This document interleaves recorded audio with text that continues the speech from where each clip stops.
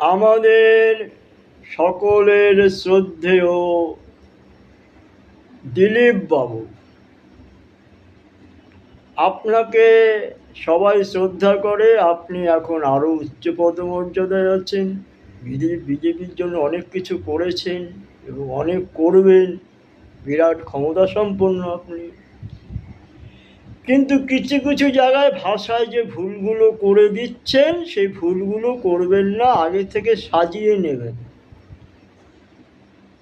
নেবেন, নিয়ে তারপরে বক্তব্যটা রাখবেন। যেমন বলছেন কোর্টের আইন, কোর্টের কখনো আইন হয় না। আইন হচ্ছে ন্যায় সংহিতার আইন। আইন থাকে পুস্তকে, থাকে আইন থাকে ন্যায় সংহিতায়। কোর্ট কি করে? কোর্ট সেই আইনগুলোর ব্যাখ্যা করে। কোর্টে আইনের ব্যাখ্যা হয়, ব্যাখ্যা অনুযায়ী বিচার হয়, আইন নিয়ে আলোচনা সমালোচনা হয়। ন্যায় সংহিতার আইনে গদ ফর্মুলায় ব্যাখ্যা সমালোচনা হয়। কোর্টের আইন তৈরি হয় না।